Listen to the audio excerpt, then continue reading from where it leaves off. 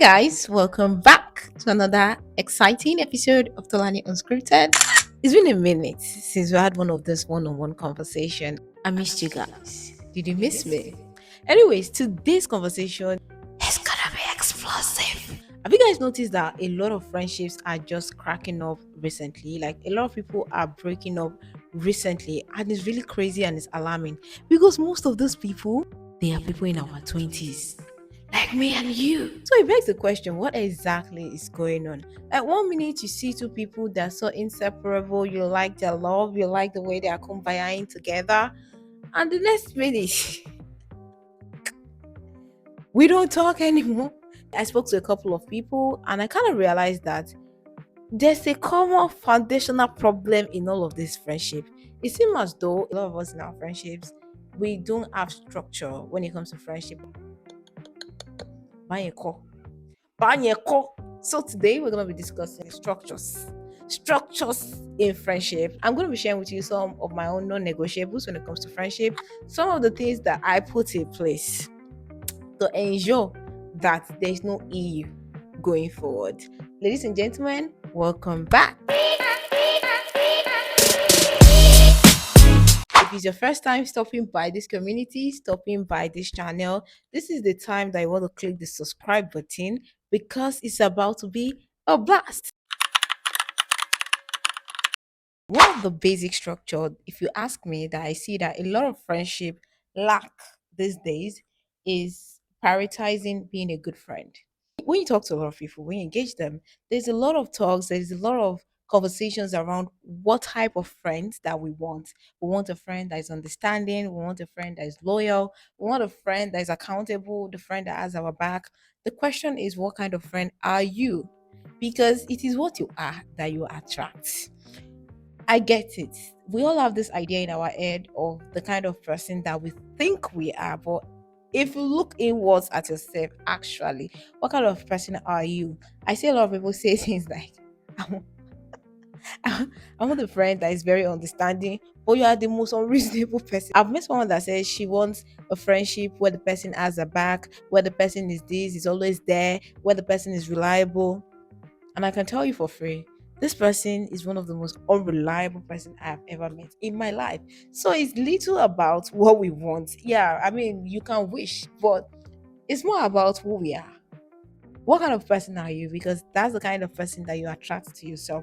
And another good thing about knowing who you are and the kind of friend that you are and prioritizing being a good friend yourself is that there's a level of positivity that you have inside of you. There's how fulfilled, how self-content you are, how positive your mindset is. That if perchance, unfortunately, you happen to attract a very toxic person to yourself, you can immediately recognize the pattern and quickly, have them on their way. Thanks, bye, goodbye. There's no place for you here. So, first off, yeah, prioritize being a good friend yourself. Another structure that a lot of friendships seem to lack these days is labeling. Tell me why everybody is your friend. Why is it that every single person that you introduce to people, you call them friends? Oh, Shalawa is my friend. Sunday is my friend. Sinuka is my friend. Kilo day. Kilo day. It can't be so. All of them cannot be your friends. You see, the problem with us in this side of the world, I think it's a societal thing, is that we overgeneralize. So a lot of people in the society, every instant noodles is Indomie.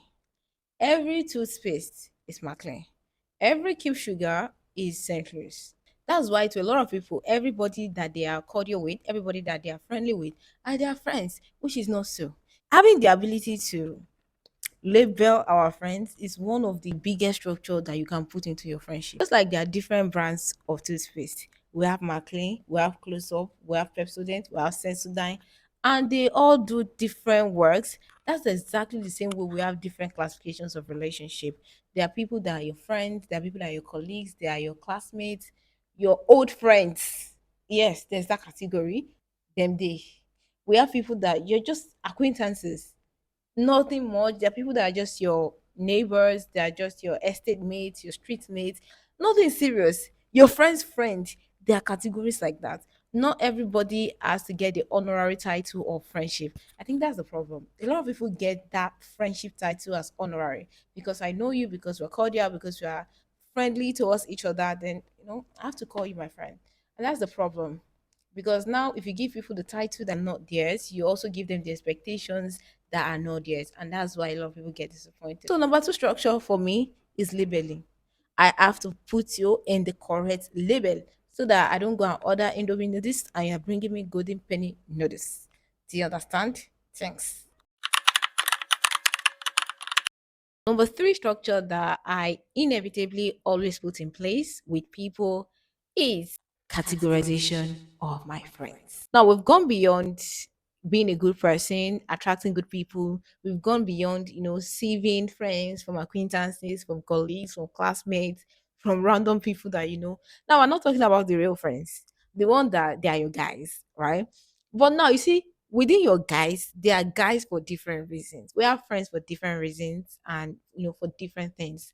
Is for me, I feel like it's almost impossible for one friend to fulfill all the categories, all the aspects of our life. Having a friend that's going to be your prayer friend, that's going to be your financial friend, your career friend, your relationship friend, your family friend, it's a lot, especially considering that most of those people we are age mates. We are more or less likely struggling with the same set of things.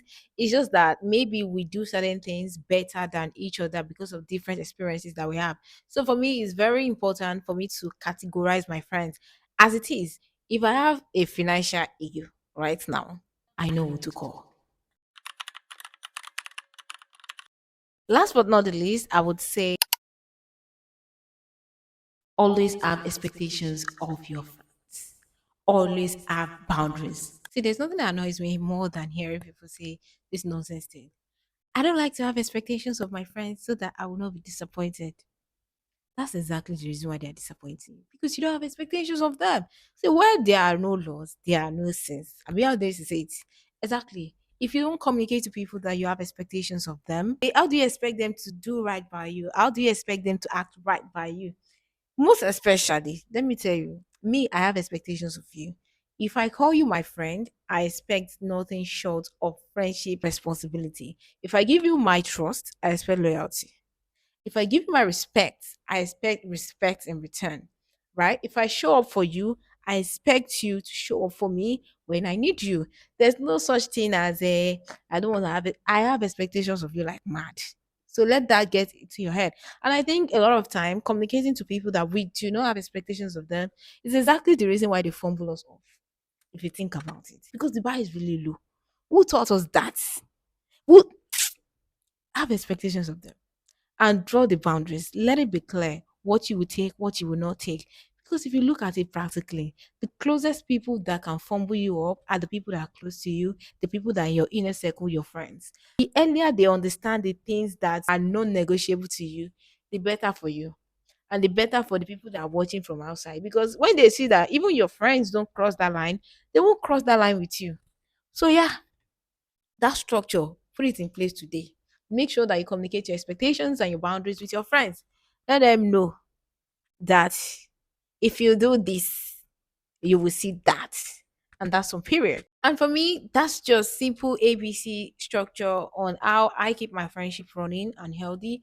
And I like to believe that I actually do have a lot of amazing friends.